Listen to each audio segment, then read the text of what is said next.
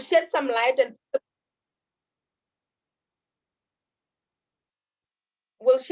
and possibly simplify it for some of us, what FGM is and what it entails.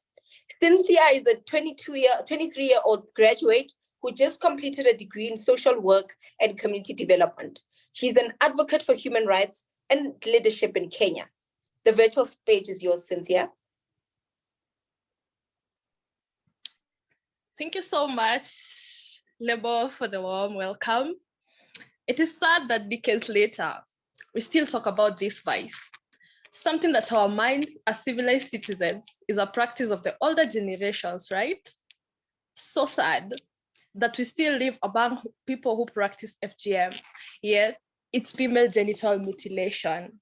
My name is Cynthia Ngayo. I am here to shed light on FGM, types of FGM, and the countries that practice female genital mutilation. So as we start off, we must know what FGM is. So FGM is a partial or total removal of the female genitals, or can be termed as injury to the female genital organs. There are 4 types of FGM. The first one being clitoridectomy.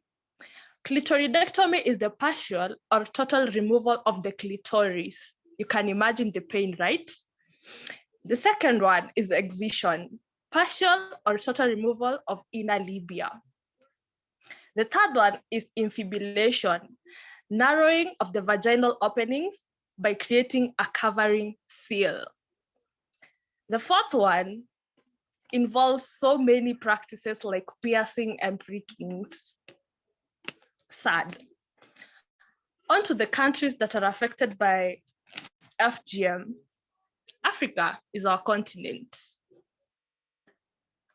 and it has 54 countries, but out of these 54 countries, we have 30 countries that have been reported to be practicing this FGM at a high rate.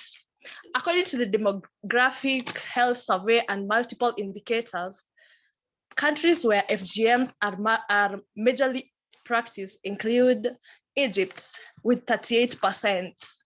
According to the Egyptian Family Health Survey, 86% of Egyptian married women who are between 15 to 49 of age have undergone FGM. Sudan with 67%. In the northwest of Sudan has the higher prevalence. Northwest of Sudan, they practice FGM at a high rate. Kenya with 15%. In Kenya, 75% of girls undergo the cut between the ages of 18 to 14 years. Sad. Nigeria has 13%, with areas such as Osun, Ebonyi, and Ekiti, which experience high prevalence. Guinea with 15%, 95% of Guinea women have undergone FGM. Somalia with 90%. I know you all are surprised of the higher percentage, but it's almost like, let's say it's almost like they've embraced it, 90%, very sad. So in Somalia, the UN, they collaborated with IFRA. IFRA Mohammed is a girl who underwent the same FGM and knows the consequences. And as she grew up, she knew the pain that she underwent, and therefore collaborated with the UN, and they came up with a foundation known as the Dear Daughter. It is a campaign that is set to bring about an end to FGM in Somali. But till then, only 100 women have pledged to stop FGM, which is quite a progress in Somali, yes, but we're still behind on that. We should all join hands and prevent further prevalence, because FGM is, but we are the game changers. It has been Cynthia Ngayo from Kenya. Thank you. Thank you so much, Cynthia. Ladies, it is clear that FGM has no health benefits and can lead to serious long-term complications and even death. In the words of Joseph Chidebere, he says, I quote, "Together we can build a nation where there is zero tolerance to female genital mutilation," closed quote. Having said that, allow me to call upon the first speaker who will unpack societal values that drive FGM, Miriam Nyangare. Miriam is a 29-year-old graduate who completed her degree in journalism and mass communication. She's a founder of Hiseya Guiding and Counseling, an organization that mentors primary and high school students through guiding and counseling. She's passionate about the girl child, education, and empowerment in the Kenyan society. Blow us away, Miriam. Wow. Thank you so much, Libohang, for the amazing introduction. You are amazing too. Good evening, everyone. And my question today was, how does society and its values impact the notion of FGM?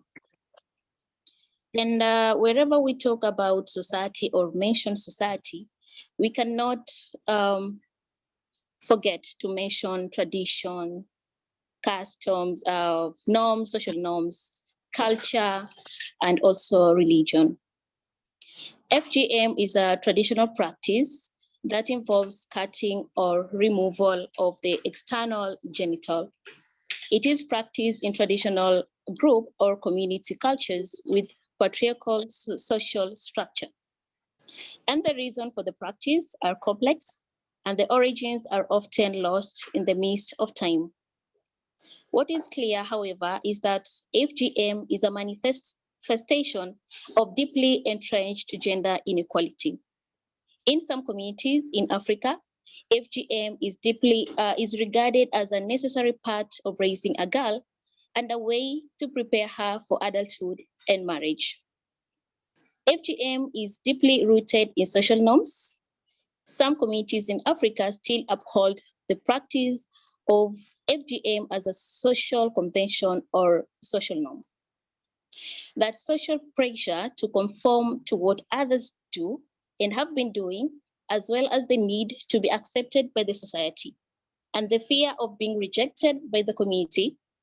They also receive social benefits. Here, parents influenced by social norms and community expectation believe that cutting secures social and economic security for their daughters. Others consider it as a necessary part of raising a girl and a way to prepare her for adulthood and marriage. This can include controlling her sexuality to promote premarital virginity and also marital fidelity. In this point, what I can say is FGM is a devastating issue, which is conformed in or confided in cultural, tradition, and also religious beliefs. But what can we do as a society when it comes to all this, social and traditional? I can give an example. We as a country or all over the world, we have different tribes that have different, traditional norms that we are bonded to. So when you come to me, for example, just an example of the FGM practice, when you come to me and tell me that FGM is illegal, FGM is not healthy, without telling me what exactly you are maybe trying to tell me, I might say, for example, 20 of my girls that I've circumcised, 18 of them have survived and they're healthy and they're just okay. But the two, maybe they died. But I can also say it's because of God's nature. Anyone can die. So it can be an accident. So what can we do as the society to eradicate or to completely abandon the practice of FGM? In aspect of religion, some people believe that the practice has some Some people believe that the practice has religious support, although no religious scripts prescribe the practice. Religious leaders take varying position with regard to FGM, with some contributing to its abandonment. FGM has over the years had no health benefits. Instead, it has caused harm to the girl child, such as death from excessive bleeding, difficult in giving birth, psychological disorders such as shock and trauma. At this point, while I was trying to, putting my points together, I had one question, that is, where are our husbands? Where are our brothers? Where are our fathers? We need to hear their voices saying that we don't need the, in quotes, the virginity tight. We don't feel the pleasure in women when they are circumcised. So this voice will enable us to cut off the myths that says FGM reduces libido, ensures virginity before marriage. Without their voice, this myth will go on and go on and go on. And when I talk about traditional, I cannot skip the modern society. What does the modern society say or talk about FGM? Both government and non-governmental organizations, such as media, have been on the front line of fighting FGM. This has been done through public services announcements on the dangers of FGM, creation of sensitizing posters, and the stimulation of peer-to-peer conversation through events such as seminars and group discussions. At this point, I also had to ask myself, as the world, do we wait for the 6th February to remind the world that FGM is illegal? So it is very important to design programs. For example, when we know that at this particular day, a certain community does FGM, we can go to them and marry with them, party with them, have fun, eat food, decorate our bodies with them. But when the moment of circumcision comes, now we say, now we don't cross the line. Now these girls have already passed the passage of being from childhood to adulthood. That might work. And in conclusion, there's a lot to be done in order to completely eradicate FGM. I recommend the use of internet in the fight against FGM. Just as grassroots mobilization on FGM is going, much effort should also be put in crafting catchy anti-FGM messages and distribute them via social media such as Twitter, Facebook, WhatsApp, among others. As the world is digital, so that to stimulate discussions on the dangers of FGM, hence abandoning the practice. And when I come to designing programs, it is difficult to individual or specific families to stop the practice on their own because of the social sanction. So families will be encouraged to stop cutting their daughters if they're convinced that sufficiently large number of other families do not practice FGM or are ready to abandon the practice. So we really need to do a lot. We really need to have unity with those who practice FGM, and we really need to convince them, come up with so many ways to convince them that FGM is not healthy, not going to them with threatening messages like you're going to jail, you're going to do this and that. I think with cooperation and understanding between all these different traditions and cultures, we are going to eradicate and abandon the practice of FGM. Back to you, Lebo. Thank you so much. Thank you, Miriam. Don't forget, ladies, let's share what we learned from the debate on our social media platforms, and remember to tag us, the Amazon Leadership Initiative, on all the platforms. Tweet and retweet #EndFGM, #Educate Not Mutilate. It is evident that the future of the movement against FGM rests on the shoulders of the young, who are in a position to say no to the cut. We are the ones who have the power to end the cycle of violence. I now call upon the first speaker of the Human Rights Perspective, Damilola Ayeni. Damilola Ayeni is 22 years old from Nigeria. She's the Secretary General of the ALI, the Western Caucasus. She recently graduated with a degree in computer engineering from Ekiti State University and is currently working at Better Life Program for African rural women. She's passionate about leadership and girls and women empowerment. Over to you, Damilola. Thank you very much, Lepoha, for the introduction. Hi, everyone. My name is Damilola Ayeni, and I'm going to be talking about the human rights aspect of FGM. FGM stands for female genital mutilation. Female genital mutilation comprises all procedures that involve partial or total removal of external female genitalia or other injury to the female genital organs for non-medical reasons. FGM sustains gender norms and stereotypes that contravene human rights and is harmful to the health and well-being of girls and women. Discrimination against women can be broadly defined as any distinction, exclusion, or restriction made on the basis of sex, which has the effect or purpose of impairing or nullifying the recognition, enjoyment, or exercise by women, irrespective of their marital status, on the basis of equality of men and women, of women's rights and fundamental freedoms in the political, economic, social, cultural, civil, or any other field. The International Covenant on Civil and Political Rights, the ICCPR, in 1996 prohibited discrimination on the basis of sex and mandates states to practice to ensure that any person whose rights or freedom as herein recognized are violated shall have an effective remedy.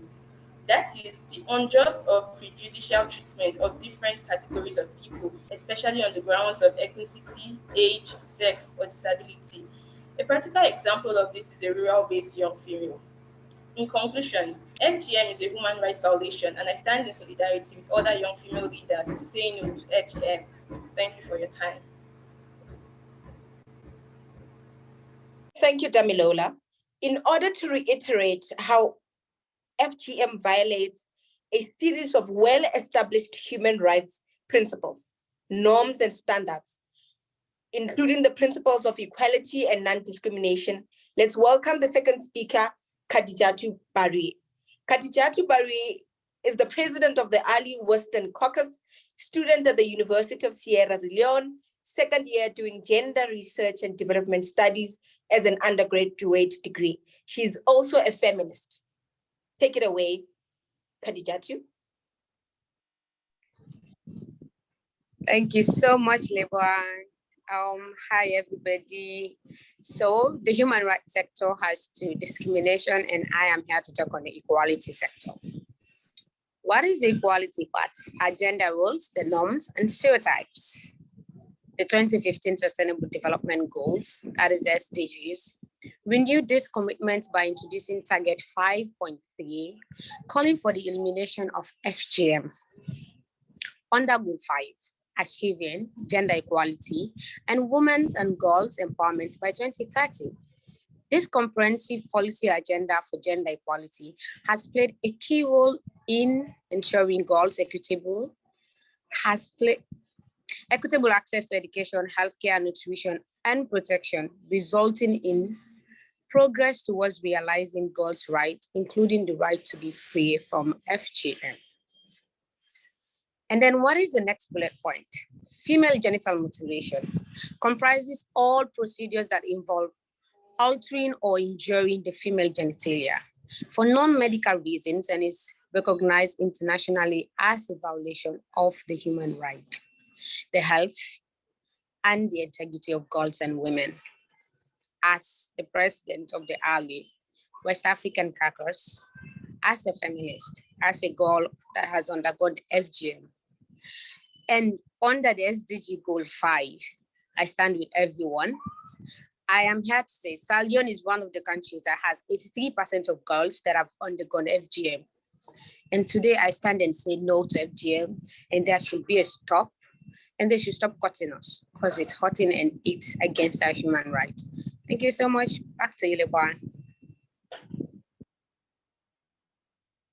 Thank you so much, Khadijatu.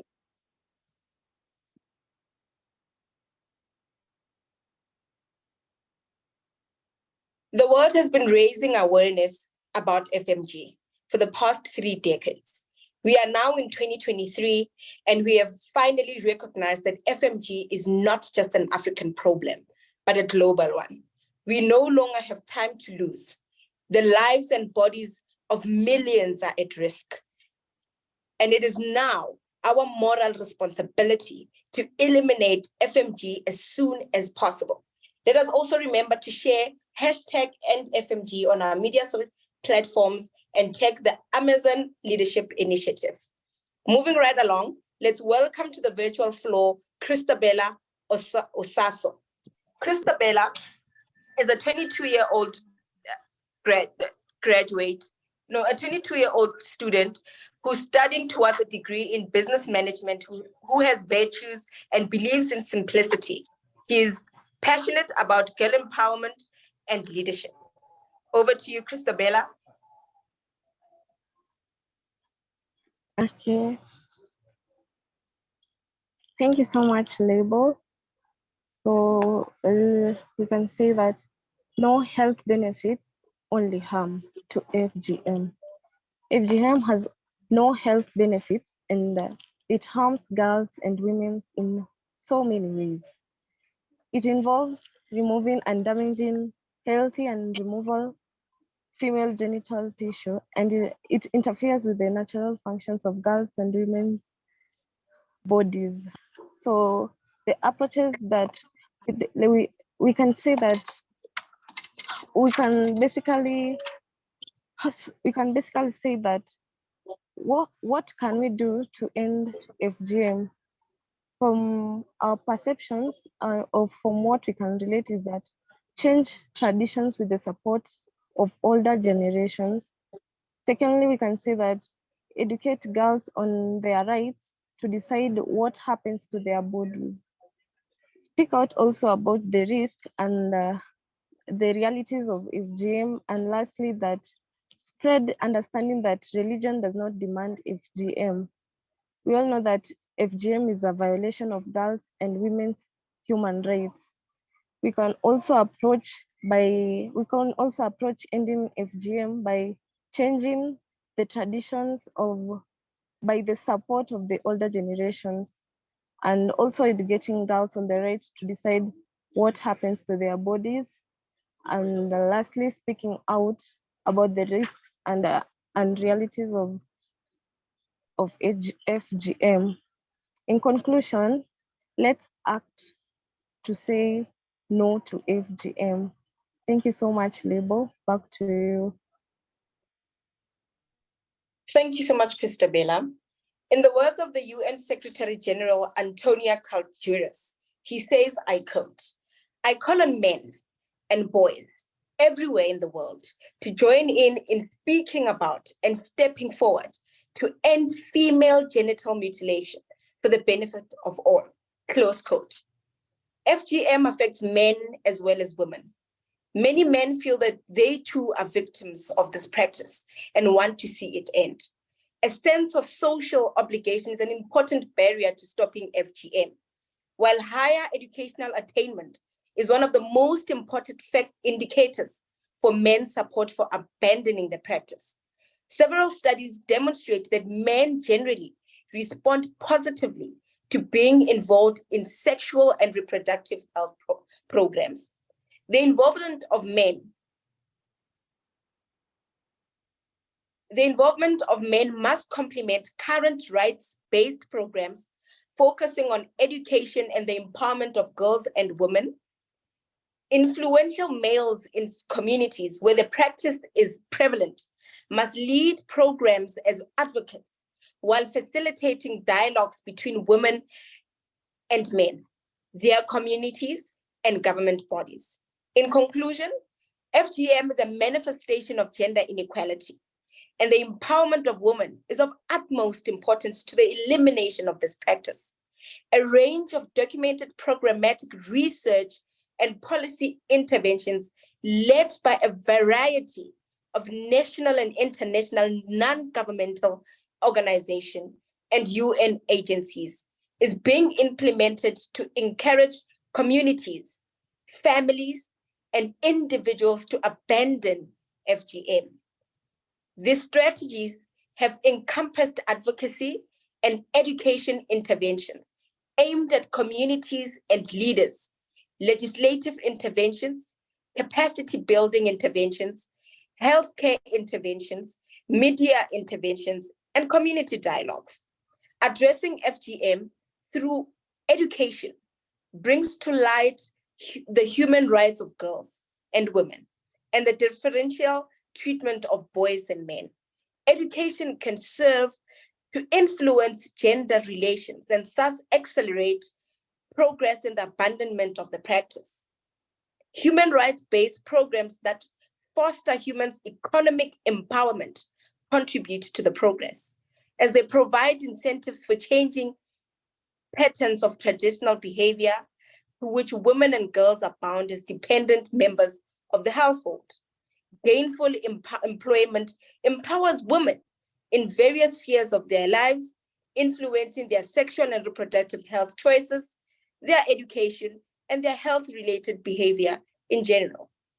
With that said, we as the young female African leaders support the abolishment of FGM. With that said, ladies and gentlemen, we are nearing our end.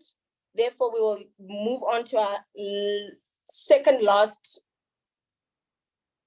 item on the agenda, which is Q&A.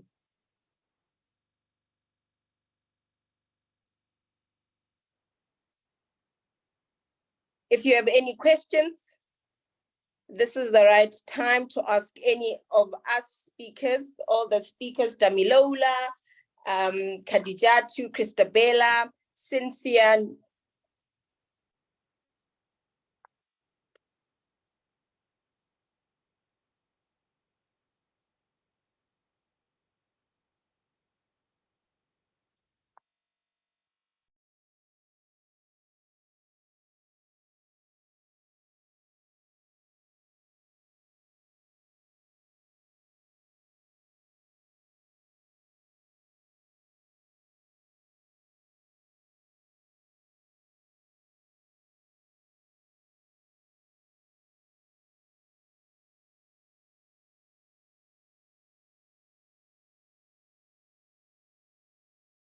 Lebo, you are muted. We did not hear what you said.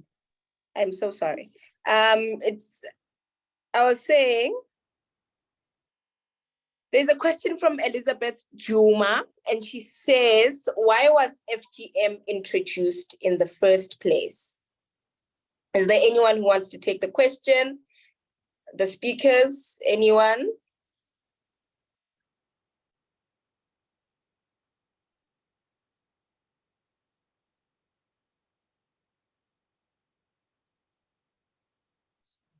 High level, I can give an insight. I think it's not more of a question, but more of like, why was FGM introduced in the place? But yes, we all have that question in our minds, because as you've heard from when Cynthia was explaining what FGM is, and also when Miriam and Christabella were breaking down the entire FGM situation, I personally was fringing, because I'm like, oh, that happens to people, you know. So it pains us a lot, and some of the cultural issues that are given as to why FGM is practiced is because it's a rite of passage, you know, transiting from childhood to adulthood, and also it's just for, in a way, they say that it makes a woman not have, you know, high libido. So if girls are circumcised, for lack of a better word, you know, the mutilation happens to them, they won't have sexual desires when they are young. And so in preventing teenage pregnancy, which is all a lie, you know, just a farce to keep women's body objectified to the pleasure of men. But that's just from a societal point of view as to why some community practice FGM. But as you have listened and as we've heard, it has no benefit whatsoever. So at this juncture, I will take back the mic to Lebo Because Lebo, I'm seeing a few hands on the participants, including Miss Mary Zobo. Lebo, back to you. Yes, Khadijatu's hand was up first, meaning I'll take Khadijatu's question. No, it's not a question. I actually wanted to answer that question based on my country. Oh, okay. You can give us a bit of insight as well, just to add on what Nuret had said. So if it is my country, why was FGM introduced? First, we didn't have FGM, as in the female genital mutilation, like cutting. We had bondo, which we call hair, and it is not every tribe that practices bondo also. The ones that are practicing bondo, it was basically like purely just to train women according to them. It was how to learn them how to cook, how to take care of their homes, how to make sure that they are full women according to them, as in full women. That when you are married off, you won't lack, you'll be able to take care of your home and your husband. So having that as a school, it was like a school. And then now they still have it. It's still happening though, even though we're advocating that people change and all, but even at the advocacy level, there are ministers and all that will tell you that the cutting can be out, but let the bondo stay, because the bondo is their culture. So it's the culture for them. And the cutting side, as a feminist, I would tell you it happened because of, it is all embedded in patriarchal structures. Men having been involved, saying like, probably when having sex with their wives and all, they'll be like, no, I don't like what I'm seeing. We have to cut it out. And so there are even some people that would tell you that I go to the hospital in order for my clitoris to be cut out because it's getting long and I don't like it.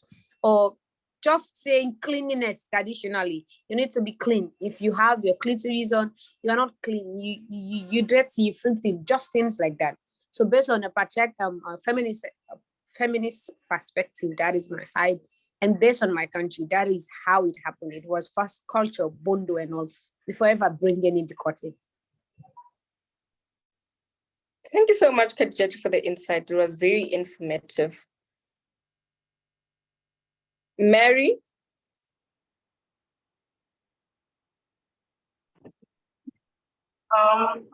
Good evening, leaders. I listened to your conversations and it's just been brilliant. And I think one thing that always comes to my mind is why FGM, right? And it's also amazing that Elizabeth had asked the question, why was just FGM relevant? Nura had answered the question, and we also got a country-specific answer from Jatu. But one thing that we must know as women is that a lot of this cultural practices, for example, they're old, right? You have child marriage, you have FGM, all of this harmful cultural practices were actually created or made by men and women. Because most remember that patriarchy is that when you talk about patriarchy, it's about men. So patriarchy that is perpetrated by both men and women, right? And this is done, FGM started as a way of controlling a woman's life, right? Because it's more or less like a taboo. Not everyone enjoys sex. No, women are not meant to enjoy sex because if they enjoy sex, what happens is that they will maybe cheat. And remember, right today, like in the old centuries, like the 20th and 10th century, so this thing started very long time ago. It didn't start just now. It didn't even start in the time of our grandparents. It started way in the time of our great-great-grandparents, right? Where some people are married off early at 14, 15, right? And a man can have 5 wives. And how is that man able to manage the sexual flow of the 5 women? That we have 5. And they need sexually satisfied. And so they cut the larger majora and the minora, and then they stitch it and leave only a tiny hole. So you know the stories that have all of those sexual enjoyments, they cut it off, they stitch it. That's how inhumane it is. And you're left with a tiny hole, right? And it does not make you have any kind of sexual desire. So you can be there for 2 years, 3 years, anything about them. Because your private part or your vagina is more now like a comfort there, like a that. It's not there for the sexual pleasure enjoyment that a woman should have, right? And so it also controls a woman's virginity, right? Because they believe that if they cut your labia majora or your minora, you don't have that desire for sex. So even when you are 18 or 19 or 20, you never feel the urge to have sex. And so that way you can remain a virgin for as long as you can, 28, 29, just a virgin. So note that all of these harmful cultural practices were set by both men and women, right, to be able to curb the sexual desires. And that is why it's very important that we end FGM so that even as we are right now, our kids, our great-grandkids can enjoy the benefits of having that sexual diet, right? And so I think very important that we have this conversation. And if I've done a lot of work around FGM, it's also very good that, I get to listen to you guys and learn about all the things. So that's why exactly FGM was started. Over to you, Lebu. Thank you so much, Ms. Mary. I also just want us to not necessarily debate, but try and understand as per who comes where in terms of their country, the stage, because this is my understanding. Individuals, communities, and countries go through transitional stages in terms of their desire to adhere to FGM. So or to contemplate abandoning the practice. We've heard that in Somalia, FGM is practiced by 98% of the entire country. Therefore, it has a strong desire to adhere to the practice and not completely abandon it, right? And in Nigeria, we've also heard that it accumulates to about 40%, and so forth. So I just want us to really try and hear, like, for instance, in my country, in South Africa, FGM is not necessarily practiced by cultures. It's a belief that one family could have in the whole community and no one else believes in it. It's a choice of an individual, how they were brought up, if it was a generational thing. So it's not something that's forced, and like when it comes to men's circumcision and them going to the mountains. But in my country, I know that we are in a stage where FGM it's either in the process, it's either abandoned and people don't speak about it anymore if they do practice it, but it's not something that is practiced out in the public. So I just want to know that in other countries, what is the stage in which their country is when it comes to abandoning the practice? Because it's one thing to say yes, we say no, and we totally say no, end FGM. But where are we in terms of abandoning it in our countries? I'm not sure if I make sense. Yes, if it's from Sierra Leone, I'll tell you that people are not ready to abandon it also. Yes. They're ready to, probably as time goes on, they will accept 18 years. When you are 18, you decide, or they remove the cutting side, which is what they think that, and probably this is a bad side, which is why many people are against it. But the bundle is staying, where they take you for like 2 months out of your place. Like most times in those days, they'll take you to the villages, to the bush, in fact, forest, where you stay for 2 good months and they'll be training you to become a wife. Because the moment you're out of that bush for that 2 months, you are getting married. So it's FGM together with child marriage. That was what was happening, and it is still happening. In the city where I am, it is the capital city. So here, probably we're not seeing it that much and all, but it is in the provinces, everywhere in the provinces. From my tribal people, my tribal people are almost in everything. And the other tribal people that are there, also the Madingos and all, they are not ready to abandon it, and forget about it. No, they are not. I told you we had a deputy former minister of gender, that she's against the cutting, but she is in for the bundle. She wants the bondo to continue, the culture side of it and all. And I am told, because I didn't go through the bondo, I only went to the cutting, which is the type 2 B part of it, which for us, we don't go through the bondo, my tribal people, we only go through the cutting and all. But I am told in the bondo house and all, they beat people. So what is the need of even beating people inside the place that you call that you're training people? Why do you beat them? They are older people. So the advocacy is now mostly on, okay, let's the bondo stay and let's the cutting be removed. And the others are saying, okay, at least even if you want to do cutting, let it be 18 and above. So the girls will decide for themselves if they want to go through it or not.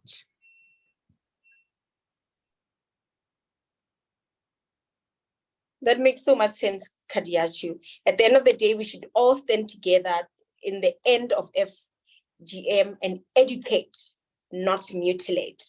Is there anything that anyone wants to add? One thing I've came across as I was researching about FGM is there's a term that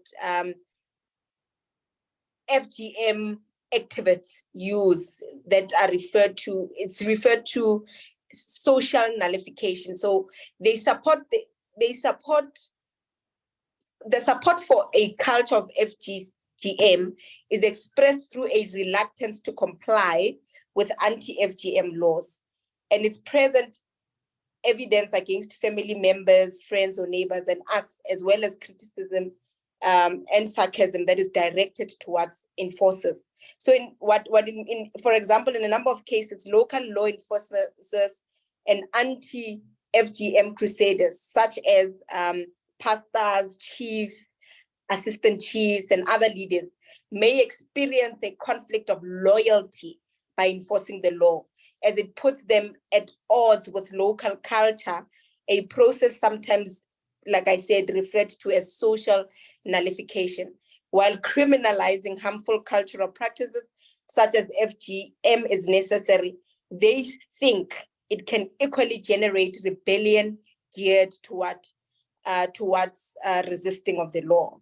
So those are some of the things that I came across as I was researching about it, that the way FGM has so much, it's so much embedded in culture. Sometimes it becomes contradictory to the people that need to enforce the law. But fact of the matter is, we stand with the abolishing of FGM.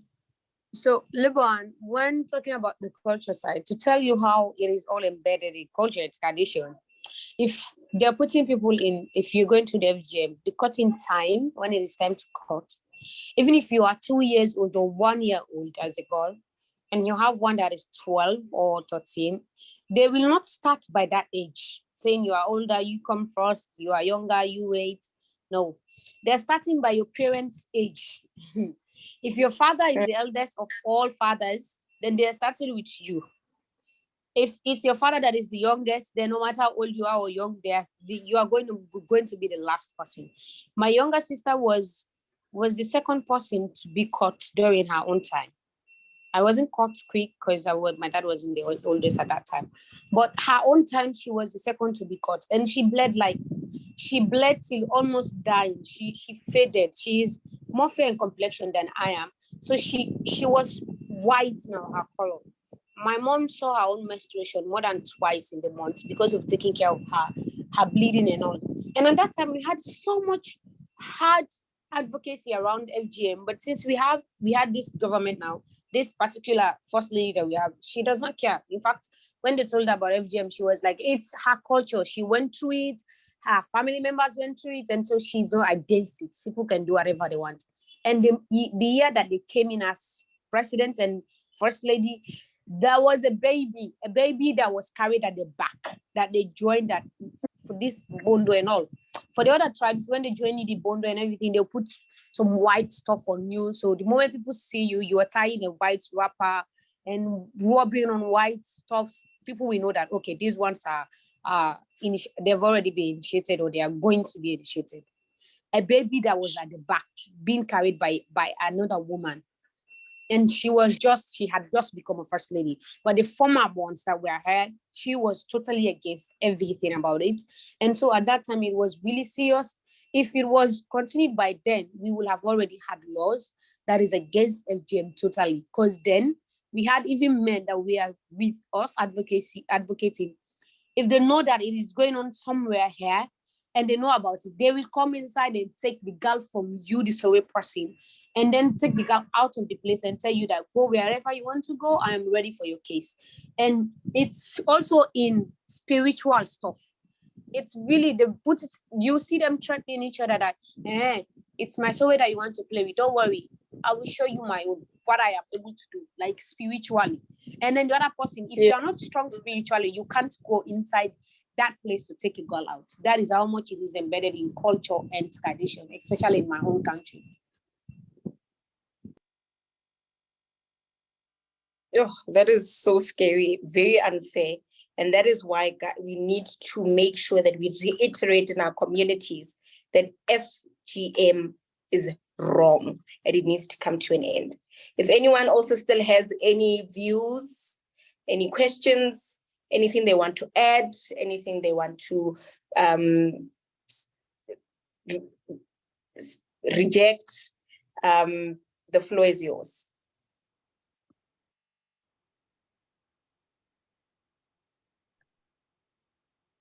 Hi, Leboham. I'd like to, because you had also asked about, the laws in our country. I'd just like to say that in Kenya, for example, FGM is illegal and it is banned, but still the communities that practice FGM, they do it in secret. And there's something called trends in FGM. So as Khadijatu has said, a long time ago, it used to be the same. But since, activists have come about, all this advocacy, they do it in secret. What they do normally, sometimes they pretend as if there's a church service going on. They're singing and chanting God's music or godly music, but in there, what is happening is girls are being cut. Sometimes they take parents lie to their kids, we are going out on vacation or something, but they're taking them to be cut. There have also been cases where parents are taking their children out of the country, take them to the nearest country, Somalia, so that they're cut and returned. Because in Kenya, it's illegal, but in Somalia, in some places it is banned, but really people do it. So there are all those trends that are coming up in FGM and in the advocacy sector or in the girl empowerment sector. What you're trying to do is also go deeply into the community and find out how people are doing them. And apart from those two examples, there's so many other things like medicalization of FGM. There was a whole medical doctor, I think a year ago or 2, 3 before COVID, sometime there, who went and petitioned in court that she wants to perform medical FGM for girls, but there was an aspect of girls, they can choose to be circumcised when they're of age, and that is just they let that go because the very different loopholes in the law that has to do with FGM. But generally, it is considered as violence against women, and it is in the Sexual Offences Act of Kenya, and it is illegal and banned. So that's the situation in Kenya. And I've had so many other Kenyans around here. There's Margaret Wangoi, there's Mariam Gare, Christabel. You guys, if you have any insight in terms of the law, you can also as well. Thank you so much. Back to the level. Thank you so much, Nuret. If there's anyone who still will take just one last one and then have Lina with the closing remarks. So if there's anyone who needs to say anything just to add on what Nuret said and everyone else, or wants to tell us about their country, we'll take one last.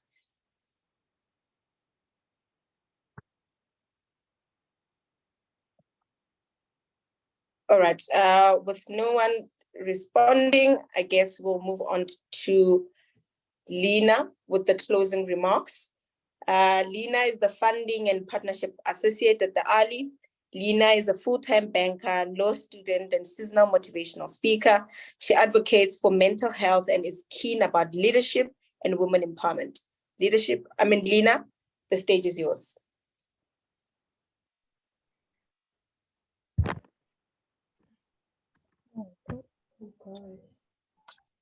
Hi, thank you so much, Lebo. Am I audible? Where's my video? Okay, I stopped the video. Just a second. Yes, it is. Oh, yes. Thank you so much. Like Lebo has said, I'm Lena. I'm the funding and partnership associate at the Amazon Leadership Initiative. I'm also the coordinator of the Southern Africa Caucus, which consists of the Pan-African Network of Young Female Leaders from Southern Africa, right? Thank you so much. I appreciate you guys for coming together and to stand in solidarity and discuss on how to end all these ill motives that are done against women, because a danger to one woman, remember, is a danger to all of us. So I see the passion in all of you and how you all want to end all of this. I'm from Namibia, and I don't know if I'm behind, but I've never heard of FGM in Namibia. That's why I'm a little bit shook. But what happens? But we have started with a campaign. We are creating awareness. So which means that we are about to end all of this, right? I don't want to endash too much on what was already discussed, but just to give you a little bit of introduction, or rather background of what we do at the Amazon Leadership Initiative. We groom, we give mentorship, and we empower young women and girls of Africa to take up leadership positions, to lead with confidence, without fear, without fear, and to just take up leadership positions without fear of gender inequality, right? So how do we do it? At the moment, we have 3 caucuses. We have the Southern Africa Caucus, which is coordinated by myself, which consists of the Pan-African Network of Young Female Leaders from Southern Africa, right? So if you are here and you are from Southern Africa and you want to join us as a Pan-African Network of Young Female Leaders, please do send us a DM, and we will follow up on that. And just to continue with these discussions as well, and we have a lot of them lined up also this year, because we want to end so many ill motives that are done against women, right? Again, we have another caucus, which is the Central and Diaspora Caucus. That one is coordinated by Nura Tuamaya, the lady that gave the opening remarks. She's also my colleague from the Amazon Leadership Initiative, right? And we also have the Western Africa Caucus, consisting again of a Pan-African Network of Young Female Leaders from West Africa.